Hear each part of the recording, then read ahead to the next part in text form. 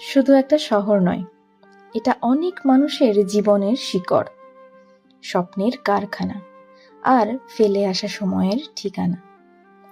এই শহরের রাস্তাগুলো ইট পাথরের নয়, হাঁটলে পায়ের নিচে শোনা যায় স্মৃতির শব্দ।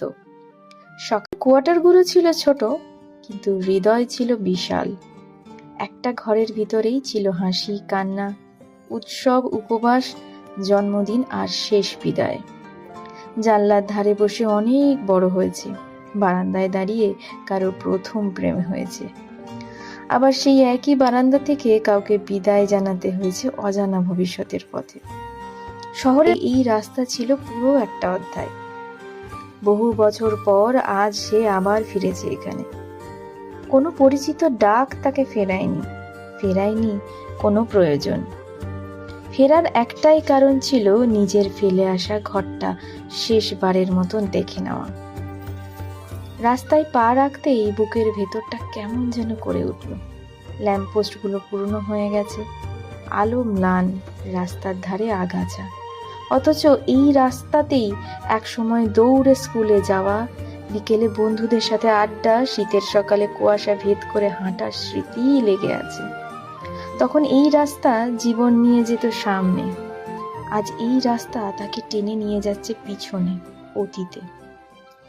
সে থামে সেই কোয়ার্টারের সামনে। কয়েক মুহূর্ত সে বিশ্বাসই করতে পারে না যে এটাই তার ঘর ছিল। চারপাশে জঙ্গল গজিয়ে উঠেছে, লতা গুল্মে ঢাকা দেওয়াল। ছাদের একাংশ ভেঙে পড়ে আছে, জানলাগুলো নেই, শুধু ফাঁকা গর্তের মতো তাকিয়ে আছে, যেন প্রশ্ন করছে, এতদিন কোথায় ছিলে? একদিন যে জানলায় তালা ঝুলতো যত্ন করে, আজ সেখানে শুধু ভাঙা কবজা আর মোর্চা। বাতাস ঢুকলেই দরজা কেঁপে ওঠে, সেই শব্দে মনে হয় কেউ যেন দীর্ঘশ্বাস ফেলছে। ভেতরে পা রাখতেই তার চোখ ঝাপসা হয়ে আসে।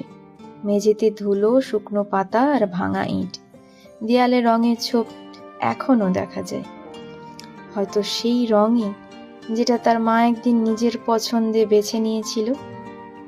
এই কোণায় বসে সে পড়াশোনা করত, জানলার পাশে দাঁড়িয়ে বৃষ্টি দেখত, আর সন্ধেবেলা বাবার ফেরার শব্দ শুনে দৌড়ে সামনে চলে আসতো গেটের কাছে।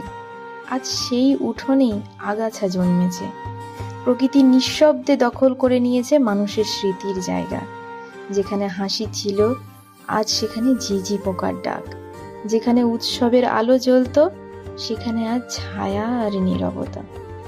শুধু মনে হয় দেয়ালে ভাঙা ইটের ফাঁকে ফাঁকে এখনো লুকিয়ে আছে পুরনো কণ্ঠস্বর, মায়ের ডাক, বাবার গলা, নিজের শৈশবের হাসি। সে বুঝতে পারে ঘরটা নষ্ট হয়ে যায়নি, নষ্ট হয়ে গেছে শুধু সময়টা। এই কোয়ার্টারটা এখন আর থাকার জায়গা নয়, এটা একটা জীবন্ত স্মৃতিস্তম্ভ হয়ে গেছে। বেরিয়ে আসার সময় সে ধীরে ধীরে একবার হাত রাখে ভাঙা দেয়ালে। ঠান্ডা, রুক্ষ, তবুও অচেনা নয়। মনে হয় যেন ঘরটা শেষবারের মতো তাকে ছুঁয়ে রাখলো। সে আর পিছনে তাকায় না।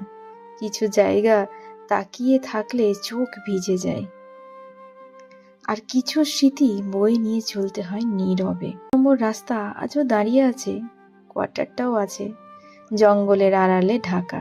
শুধু সেখানে বসবাস করা মানুষটা আজ আর নেই, রয়ে গেছে তার ফেলে আসা জীবনটা ভাঙা দেয়ালের মাঝে বন্দি।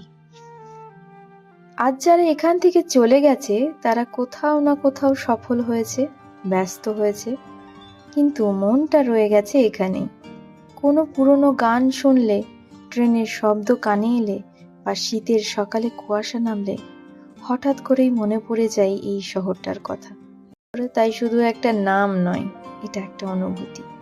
এটা এমন এক জায়গা যাকে মানুষ ছেড়ে যায় ঠিকই, কিন্তু কখনো ভুলতে পারে না।